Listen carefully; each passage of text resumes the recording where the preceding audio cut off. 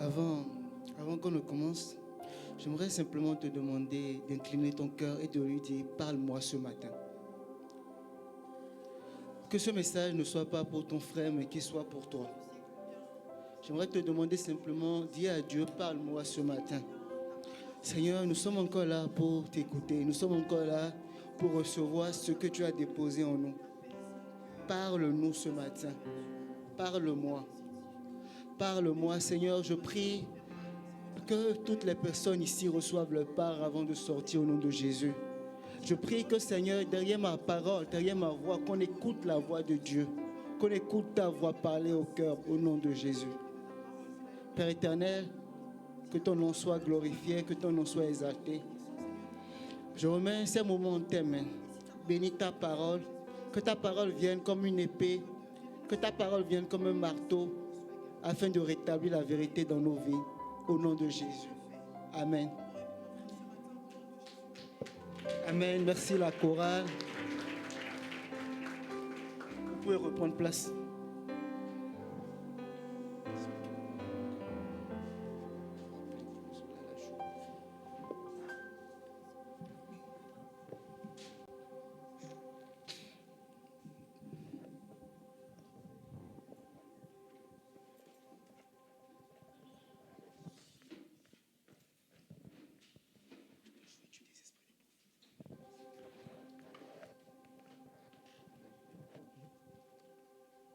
Bonjour à tous.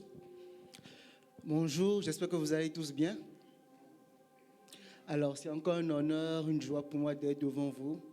Merci au monde du CP pour la confiance. Merci à Morrison pour la conduite.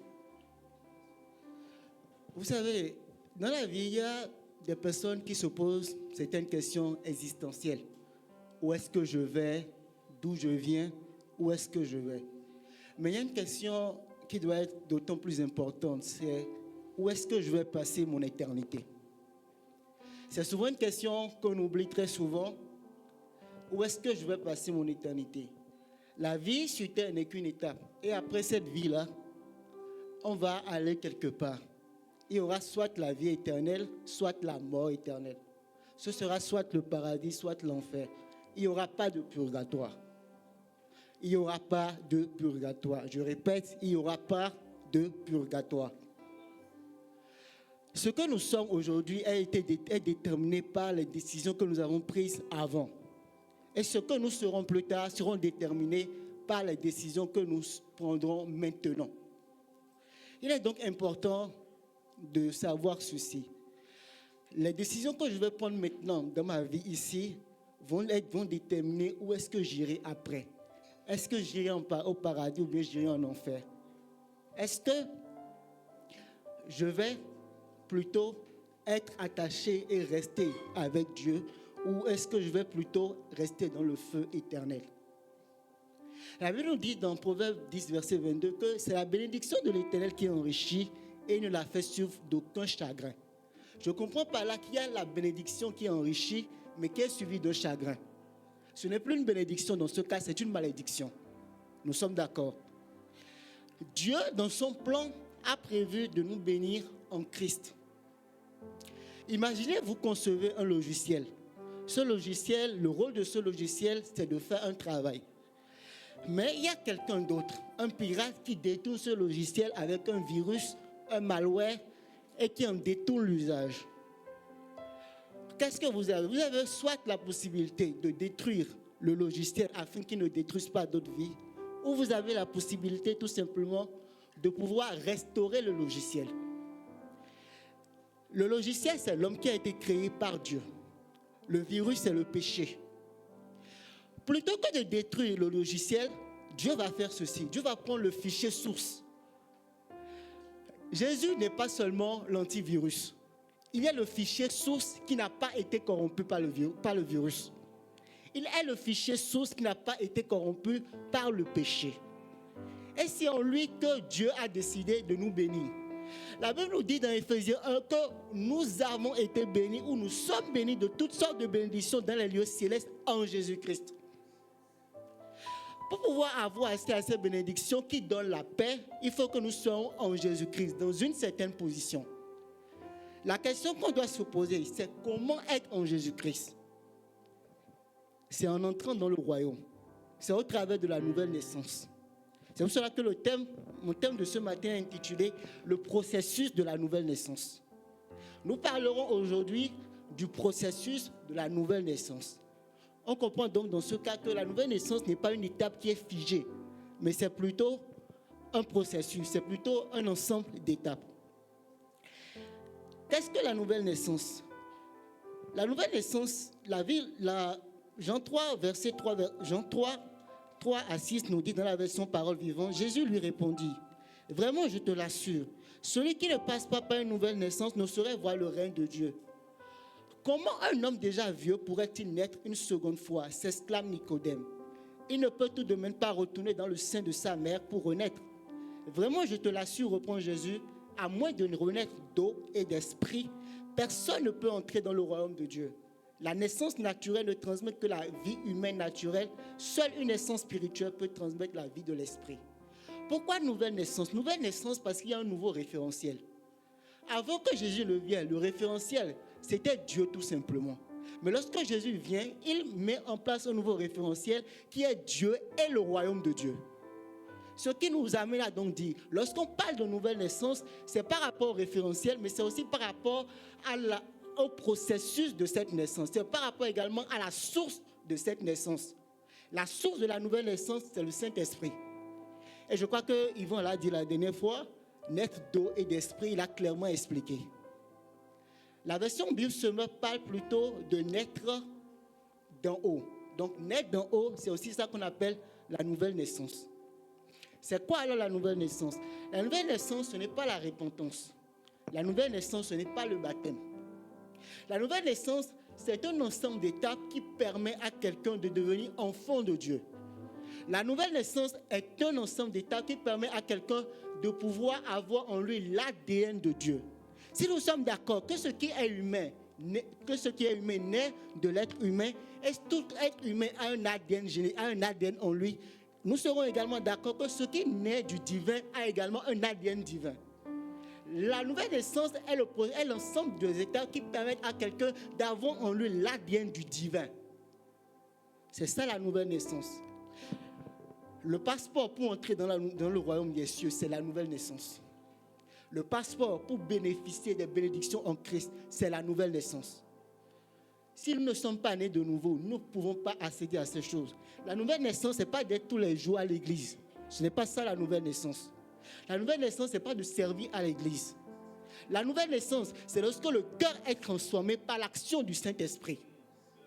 C'est ça la nouvelle naissance.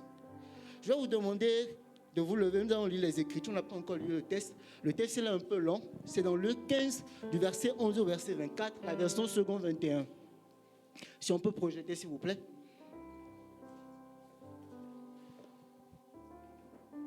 Alors, je crois que vous connaissez l'histoire. C'est l'histoire de la parabole du fils prodige. Pasteur Thierry me dit la parabole du père aimant. Il dit encore, un homme avait 2 fils. Le plus jeune dit à son père, « Mon père, donne-moi la part de l'héritage qui doit me revenir. » Le père le partagea alors ses biens. Peu de jours après, le plus jeune fils ramassa tout et partit pour un pays éloigné où il gaspilla sa fortune en vivant dans la débauche. Certaines versions disent avec les prostituées. Alors qu'il avait tout dépensé, une importante famine survint dans ce pays et il commença à se trouver dans le besoin, comme par hasard. Il alla se mettre au service d'un des habitants du pays qui l'envoya dans ses champs garder les porcs. Le fils est devenu esclave. Il aurait bien voulu se nourrir des caroubes que mangeaient les porcs, mais personne ne lui en donnait. Il se mit à réfléchir et se dit, « Combien d'ouvriers chez mon père ont du pain en abondance, et moi ici je meurs de faim. Je vais retourner vers mon père et je lui dirai, « Père, j'ai péché contre le ciel et contre toi. Je ne suis plus digne d'être appelé ton fils, traite-moi comme l'un de tes ouvriers. » Il se leva et alla vers son père. Alors qu'il était encore loin, son père le vit et fut rempli de compassion. Il courut se jeter à son cou et l'embrassa. Le fils lui dit, Père, j'ai péché contre le ciel et contre toi. Je ne suis plus digne d'être appelé ton fils. Mais le père dit à ses serviteurs, apportez vite le plus beau vêtement et mettez-le lui. Passez-lui un anneau au doigt et mettez-lui des sandales aux pieds. Amenez le veau qu'on a engraissé et tuez-le. Il y a un seul veau, le veau. Mangeons et réjouissons-nous. Car mon fils que voici était mort et il est revenu à la vie. Il était perdu et il s'est retrouvé. Et ils commencèrent à faire la fête. Amen. Mon premier point, c'était de définir la nouvelle naissance. Mon deuxième point est intitulé « Du péché à la nouvelle naissance ». Lorsqu'on revient dans l'histoire du père, du fils prodige, il y a plusieurs questions qu'on se pose. Généralement, en Afrique, chez nous, dans le contexte, ce n'est pas le fils qui demande l'héritage, c'est le père qui décide de donner l'héritage à ses enfants. Et il y a donc, lorsque je réfléchissais, je me suis donc posé la question, pourquoi le fils demande l'héritage? L'une des réponses que j'ai trouvées, c'est qu'il voulait échapper au contrôle parental. Il était dans la maison de son père. Par conséquent, il devait se conformer à ce que son père disait. Il devait se conformer aux principes, à la manière de vivre de son père à la maison. C'est le fait de pouvoir échapper au contrôle parental qui a fait en sorte que lui, il a demandé son héritage. Seulement que lui, il n'a pas quitté la maison. Il était peut-être assez grand. À un moment donné de notre vie, il est important de quitter le domicile familial, n'est-ce pas? Pour aller construire, pour aller former notre propre famille. Mais lui, il n'a pas quitté seulement le domicile familial. Il a quitté la présence de Dieu. Qu'est-ce qui m'amène à dire ça? C'était son mode de vie après qu'il soit parti. Il est parti simplement, il n'a pas simplement quitté le domicile familial, il a quitté la présence de Dieu. Parce que lorsqu'il est parti, il a commencé à vivre dans la débauche. J'aimerais parler à quelqu'un ce matin. Peut-être que tu es là, c'est ta première année au Maroc. Tu as une très belle jeune fille, tu as quitté les parents, tu te dis maintenant j'échappe au contrôle parental. Et tu sais que ce frère-là, je ne parle pas du frère de l'église, je parle du frère du dehors là-bas. Tu sais que ce frère-là, tu sais quelles sont les intentions qu'il a. Une sœur m'a dit une fois, quand vous les frères vous approchez de nous, on sait ce que vous avez derrière la tête. Tu sais très bien ce qu'il a derrière la tête. Tu sais très bien comment ça va commencer, tu sais très bien comment ça va finir. Même si les parents ne sont pas là, même s'il n'y a pas le contrôle parental, il y a la présence de Dieu. Même s'il n'y a pas le contrôle parental, il y a Dieu qui te voit. Tu ne dois donc pas te permettre de faire n'importe quoi. Il est parti, il est allé vivre dans la débauche. Et c'est là que les problèmes vont commencer. La vie du péché, la première étape de la nouvelle naissance, c'est lorsqu'il y a cette vie de péché-là. Là où il y a les prostituées, il y a tous les autres vices qui sont possibles. Il y a l'oisiveté, il y a tout. Lui, le risque n'était pas seulement qu'il ramasse des maladies sexuellement transmissibles, c'est qu'il ramasse des esprits, des démons. C'est qu'au travers de cette débauche-là qu'il vivait, qu'il ramasse des démons. C'est là qu'on parle très souvent de l'homme animal. L'homme qui est livré à ses propres instincts. Celui qui vit loin de la présence de Dieu. Une vie de péché. C'est ça que le fils prodige menait. Si on peut projeter Ephésiens 2, le verset 1 à 5, s'il vous plaît.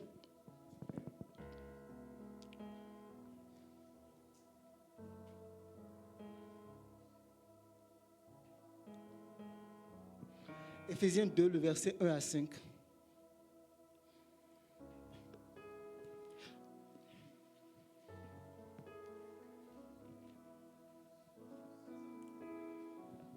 On dit, vous étiez morts par vos offenses et par vos péchés,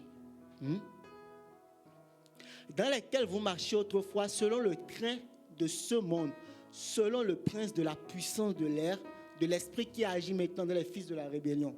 Le mot mort qui est utilisé dans ce passage signifie nécros. Et ça signifie en fait spirituellement mort. Ça signifie celui qui est éloigné de Dieu, qui n'a pas une relation avec Dieu. C'est ce même mot qui est repris dans Luc 15, le verset 22, lorsque le Père parle de son fils qui était mort et qui revient à la vie. Cette mort-là, ça signifie tout simplement être mort spirituellement, être loin de la présence de Dieu. Et c'est par ça que nous devons d'abord commencer. Nous devons reconnaître que nous sommes morts spirituellement, que nous nous sommes éloignés de la présence de Dieu. Le péché, c'est décider de vivre ma vie sans Dieu. C'est décider de désobéir à ce que Dieu dit.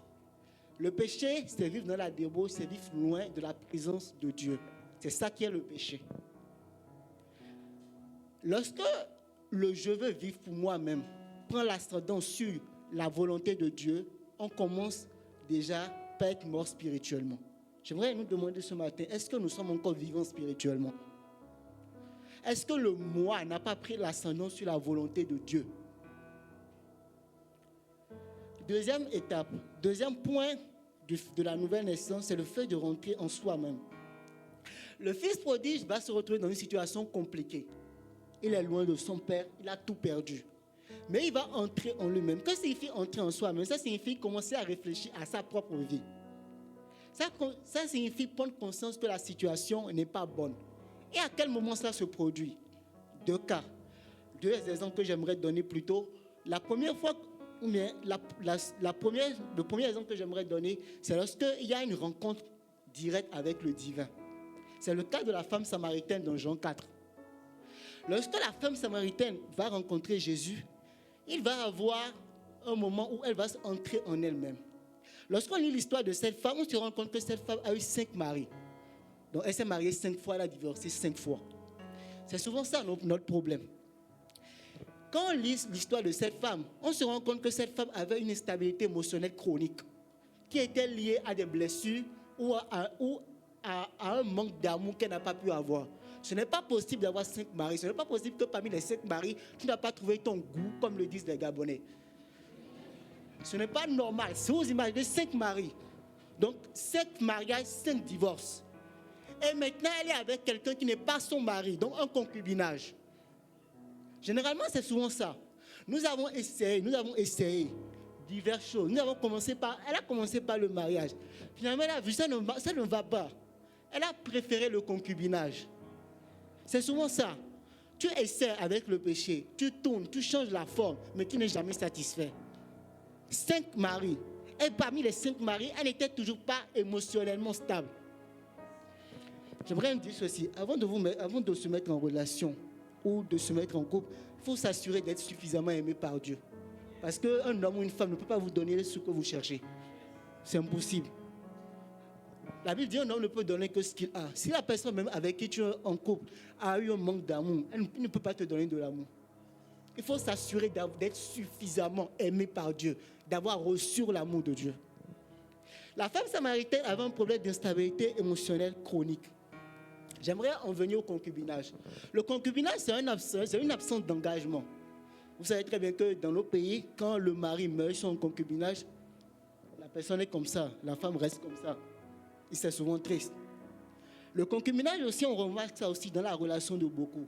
Lorsqu'on dit à la personne, convertis-toi, la personne a l'habitude de dire non, je vais le faire demain.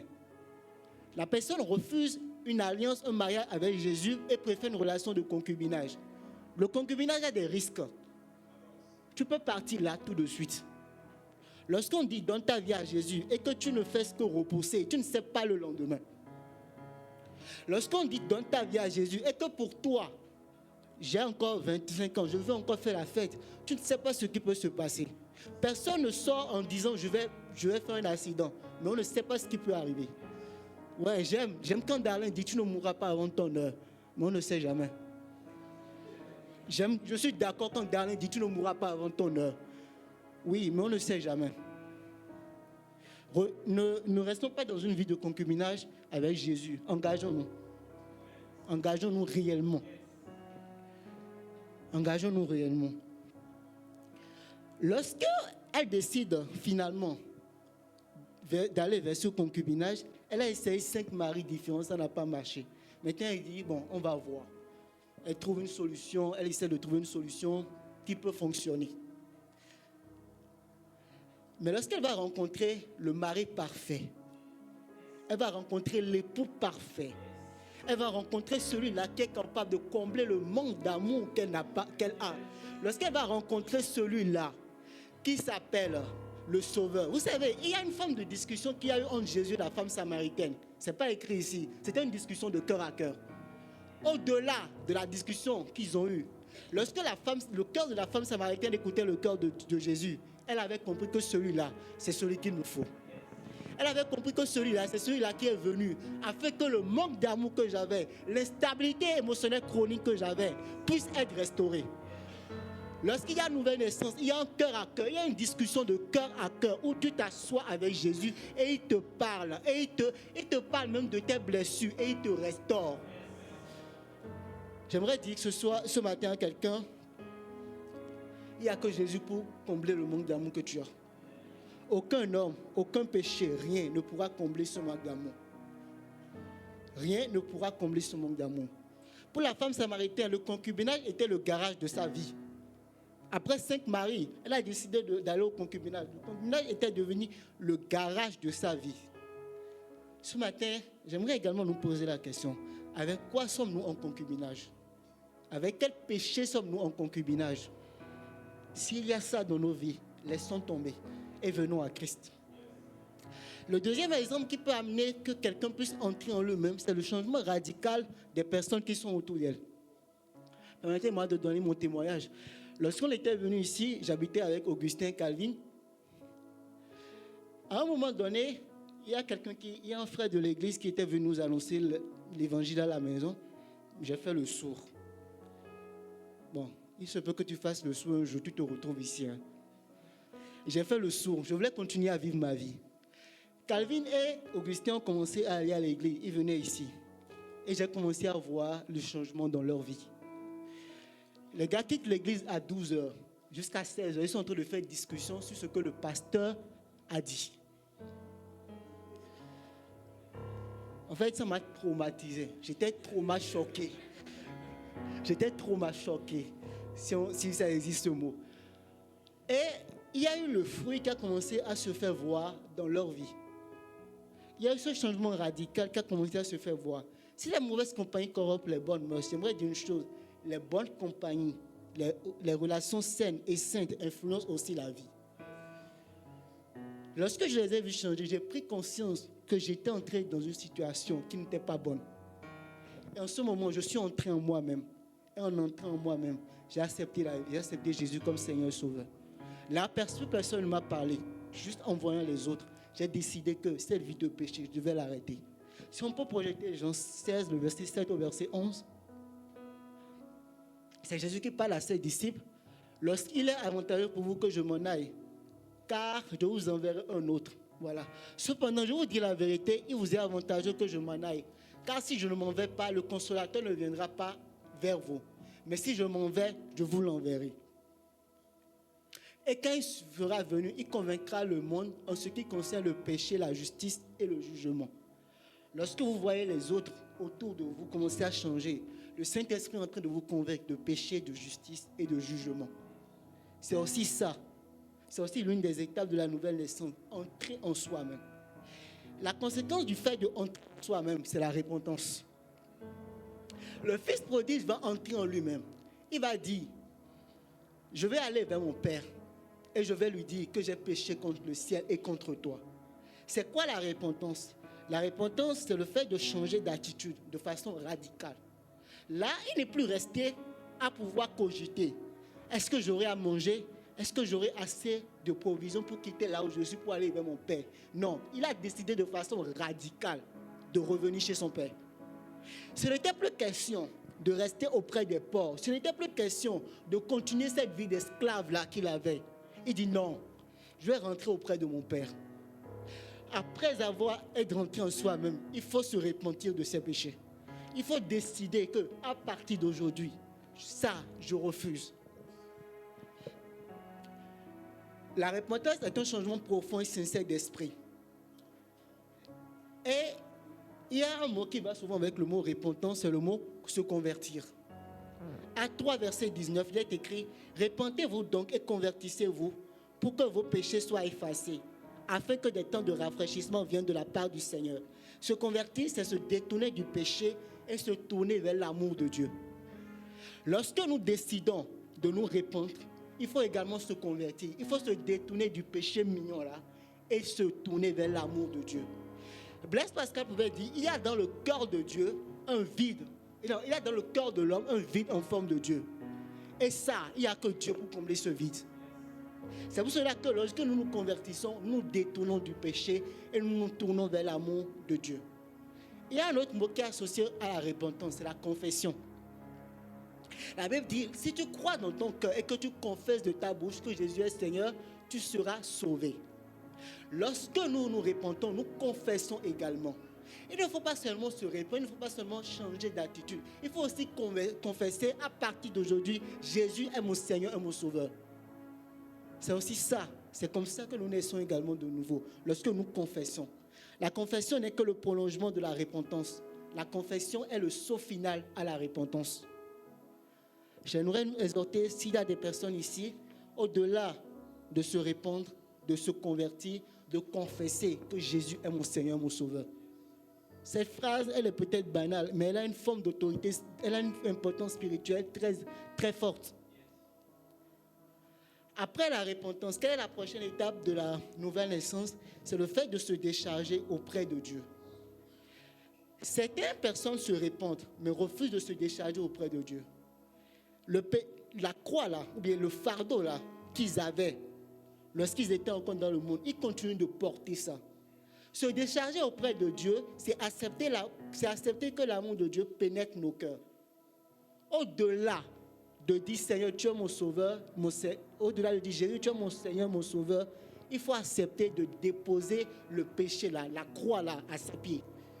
Il faut accepter qu'à partir d'aujourd'hui, je ne vais plus porter ce péché, je ne vais plus porter cette charge lourde là sur mes épaules, mais je vais déposer ça aux pieds de Dieu. Certaines choses, très souvent arrivent, c'est que ces charges-là, ces fardeaux que nous portons, nous bloquent dans notre progression. J'aimerais le dire avant de continuer. Lorsque nous décidons de nous décharger sur Dieu, il nous donne en retour son fardeau. Et la Bible nous dit que son fardeau est léger et son joug est doux. En réalité, ce passage nous dit simplement que faire sa volonté est la chose la plus importante quand nous nous déchargeons.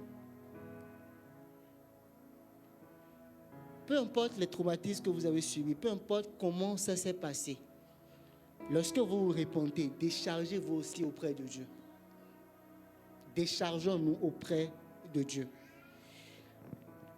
La dernière étape dont j'aimerais parler en ce qui concerne la nouvelle naissance, c'est le dépouillement et le revêtement. Lorsque nous sommes dans le monde, il y a un vêtement dont nous sommes couverts, c'est le vêtement du péché. Pour ceux qui ont regardé Spiritual 3, lorsqu'il y a l'introduction, la personne qui est introduite parle d'un vêtement de honte, n'est-ce pas? La Bible nous dira dans Lamentation 5, je crois Lamentation 3, verset 15, la Bible nous parlera du fait que nous avons commis des péchés, que nos enfants ont hérité de l'iniquité. Le péché est un acte, l'iniquité est un vêtement. Lorsque nous sommes souvent dans le monde, nous portons un vêtement qu'on appelle iniquité, qu'on appelle honte. Et Jésus à la croix va venir pour pouvoir dépouiller les autorités, mais également pour pouvoir enlever ce vêtement que nous avons. C'est ce qu'on appelle le dépouillement. Le dépouillement du vêtement de l'identité du péché. Lorsque nous étions dans le monde, il y a un vêtement que nous portons qu'on appelle péché iniquité. Lorsqu'il vient, il dépouille ce vêtement-là. C'est ce qui va arriver avec le fils prodige. Lorsque le fils prodige va revenir à la maison, il va dire de lui donner la plus belle tunique. Un nouveau revêtement. Il y a le dépouillement, il y a le revêtement. Le dépouillement de l'identité du péché, le revêtement de l'identité d'enfant de Dieu. Du moment où vous confessez que Jésus est Seigneur et Sauveur, vous êtes enfant de Dieu. Que le diable ne vous monte pas. Du moment où vous acceptez l'amour de Jésus, que vous reconnaissez vos péchés, vos fautes, vous confessez que Jésus est Seigneur et Sauveur, vous êtes enfant de Dieu, vous avez un revêtement d'enfant de Dieu. Il lui donne le revêtement. Pourquoi? Je ne sais pas s'il reste pour Fabrice là. Il y a, je crois, 4 ans, Fabrice avait enseigné sur Tamar et Judas. En disant que lorsque Judas couche avec Tamar, il lui a donné le bâton, il lui a donné aussi son vêtement.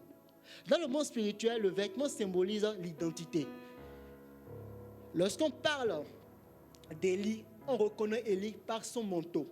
De la même manière, lorsque nous voit, nous, enfants de Dieu, on nous reconnaît par le manteau que nous portons qui affirme notre identité. C'est pour cela que lorsqu'il est revenu, son père lui a donné une nouvelle tunique, lui a donné ce manteau-là, pour lui dire, désormais, le manteau du péché que tu portais, on ne va plus voir ça, on va voir maintenant le manteau d'enfant de Dieu, le manteau de fils de la maison. Lorsque nous donnons notre vie à Dieu, il enlève le vêtement de l'iniquité, il nous donne le vêtement de l'identité de Christ. Il nous donne le vêtement, il nous revêt d'une nouvelle tunique afin que nous puissions être identifiés de tous. D'ailleurs, dans le temps, la tunique permettait de reconnaître de quelle famille vous êtes issus. Même les coutures permettaient de reconnaître de quelle famille vous êtes issus. Et la couleur du manteau permettait également de reconnaître quel est le rang que vous avez. C'est pour cela que les frères de Joseph l'ont jalousé, parce qu'il avait reçu une tunique multicolore. Lorsque nous donnons notre vie à Jésus, il nous donne un manteau nouveau. Il nous donne un manteau, il nous revêt d'une nouvelle identité. Maintenant, il nous donne aussi l'anneau. L'anneau, regardez ceci. Pharaon va donner l'anneau à Joseph. Il va lui dire, c'est la seule chose, il va lui donner ça. Il va lui dire, la seule chose qui va me séparer de toi, c'est le trône. En réalité, qui gouvernait l'Égypte? Ce n'était pas Pharaon. Pharaon avait laissé la responsabilité de la gouvernance de l'Égypte à Joseph. La même chose va se passer avec Naaman et le roi Azérus. Pourquoi Naaman voulait l'anneau d'Azérus? Parce que sur l'anneau, il y avait le sceau royal, le sceau impérial. Et celui-là, le sceau impérial, était équivalent à la parole du roi. Ce qui signifie que toute personne ayant en sa possession l'anneau et qui mettait l'anneau sur un décret était en train de dire c'est le roi qui a donné ce décret. Lorsque le père met l'anneau à la main du fils, au doigt du fils, il est en train de lui dire, désormais, je te reconnais comme héritier. La première chose, ou la première signification de l'anneau, c'est qu'il est héritier dans la maison. La deuxième signification, c'est qu'en tant qu'héritier, il a l'autorité d'exercer dans la maison. Ce n'est pas parce que tu t'es converti hier qu'on va venir t'attaquer, tu vas appeler forcément quelqu'un. Tu peux dire au nom de Jésus. Je me rappelle, quand je m'étais converti, on me poursuivait dans les songes, comme Tom et Jerry. Et chaque fois, j'étais obligé d'appeler quelqu'un. Un jour, la personne là m'a dit, avant de m'appeler, il faut prier aussi. C'est là que j'avais compris que j'avais reçu l'autorité. Lorsqu'il lui donne l'anneau, il lui dit, désormais, tu as l'autorité d'exercer dans la maison en mon nom. Je précise, en mon nom. Ce n'est pas seulement ça que ça signifiait. Ça signifiait que partout le fils prodige allait se rendre et pouvait acheter quelque chose. Avec l'anneau, il pouvait signer que je suis de la maison de tel. Autrement dit, cet anneau était un gage que peu importe ce qui se passait, il pouvait partir quelque part acheter et étant donné qu'il appartient à la famille allait assurer. J'aimerais dire quelque chose à quelqu'un. Lorsque vous êtes enfant de Dieu, le monde, le royaume de cieux, le royaume céleste peut œuvrer en votre faveur, peu importe ce que vous faites. Parce que vous avez cette identité-là, que vous appartenez au royaume des cieux. Il lui a donné un manteau, il lui a donné l'anneau. Comme je l'ai dit, l'anneau était donné aux héritiers. C'est les héritiers qui ont l'anneau. J'aimerais dire à quelqu'un, tu es héritier de Dieu. Le royaume des cieux est ta maison. L'église est ta maison. J'aimerais terminer par quelques implications de la nouvelle naissance. Lorsque nous naissons de nouveau, Dieu nous donne une position dans le monde spirituel en Christ. Mais pas qu'une position, il nous donne aussi une place dans l'église locale. Ce n'est pas bien de donner sa vie à Christ et de rester isolé à la maison.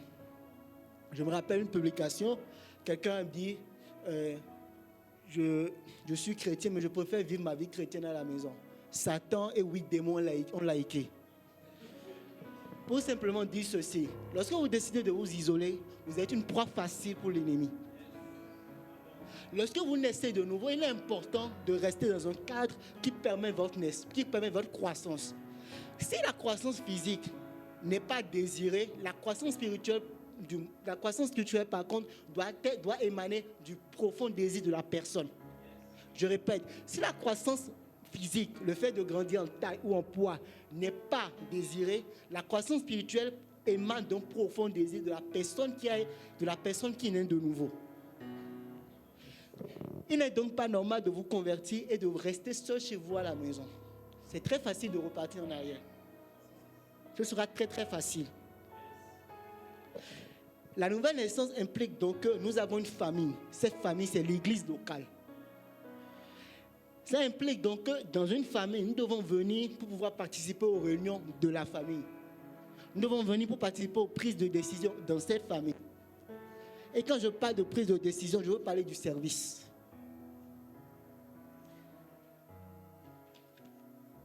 Dès le moment où le fils a reçu le manteau et l'anneau, dans la maison, il est devenu intendant d'office. Il devait s'occuper des affaires de son père, il devait s'occuper de la bonne gestion, de la bonne gouvernance des affaires de son père. C'est ça le service. Le service, c'est s'occuper des affaires de mon père comme il le veut, au moment où il le veut. Le service, c'est de me retrouver là où le père désire que je sois, afin d'user de l'autorité que j'ai reçue de sa part. La nouvelle naissance implique donc le fait de pouvoir servir dans l'église locale. Pas servir en désordre, mais servir tout doucement, selon ce que Dieu veut. La nouvelle naissance implique également que vous devez participer à votre croissance spirituelle au travers de la méditation de la parole. Je me rappelle, lorsque je m'étais converti, je suis allé lire un livre qu'on appelle Lévitique. Erreur. Lorsque j'étais en train de lire le livre, je suis tombé sur un mot qu'on appelle Holocauste. Pasteur Thierry, la première fois que j'ai écouté le mot Holocauste, c'était dans un film nigérian. Donc je vous laisse imaginer un peu le contexte. La première fois que j'ai écouté ce mot-là, qu'est-ce qui s'est passé? J'ai retenu ce que ça signifie au travers du film. Donc lorsque j'étais en train de lire Lévitique, je me disais, ils font ça aussi ici. C'est ce que je me disais. Je voulais même aller acheter le corbeau, là. Pas le corbeau, le pied. Je voulais même faire exactement ce qu'ils font. Heureusement, j'ai trouvé un frère à l'époque, le frère Prince, qui m'a dit, non, il faut lire le livre de Jean. Si tu ne viens pas à l'église locale, comment tu vas trouver quelqu'un pour te dire qu'il faut lire tel livre? Tu vas peut-être aller faire comme moi, aller faire un holocauste. Alors que Jésus est l'holocauste parfait. Il est important de lire sa Bible, de méditer, de préférence pour les nouveaux convertis, ceux qui vont se faire baptiser aussi, de lire surtout les évangiles pour comprendre Dieu, pour comprendre plutôt l'action, la vie de Jésus. Deuxième implication de la nouvelle naissance, c'est de porter du fruit. Lorsque Jean-Baptiste parle dans le désert, il dit « Repentez-vous ». Et j'ai parlé que la repentance, c'est un changement radical d'esprit. Et là où il y a repentance, il doit y avoir un changement qui se fait voir et ça ne doit pas porter du fruit. Cela ne sera pas immédiat, ce sera progressif. Le fait de porter du fruit sera progressif, mais nous devons porter du fruit afin de pouvoir montrer que nous sommes de la maison. On reconnaît un arbre à ses fruits, n'est-ce pas? Il faut aussi qu'en portant du fruit, on reconnaisse que nous sommes enfants de Dieu. Je vais terminer par cette illustration, si la sono peut projeter ce que j'ai envoyé.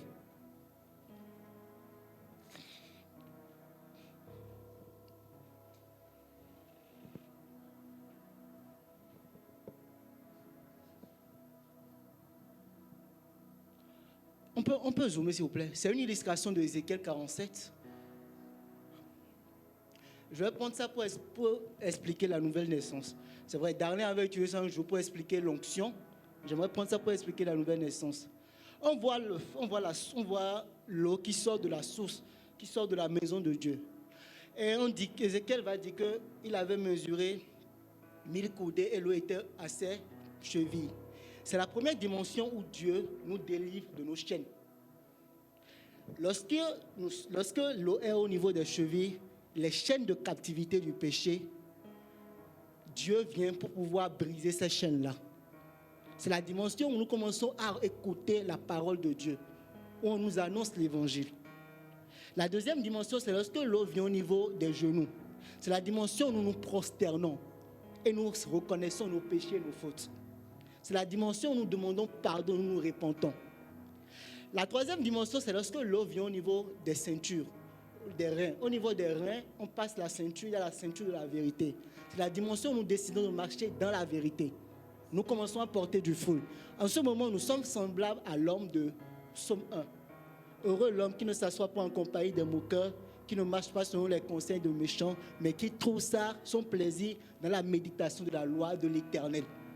Lorsque l'eau est au niveau des reins, nous marchons dans la vérité. Nous rejetons donc tout ce qui est du mal.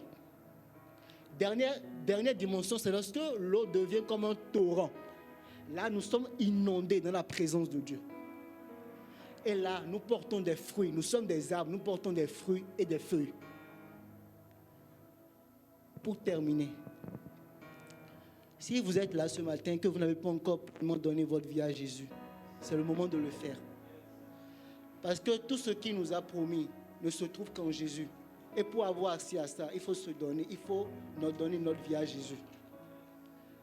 J'aimerais appeler le pasteur qui va prier et qui va également faire un appel au salut s'il y a des personnes qui sont là. Et que Dieu vous bénisse abondamment. Merci.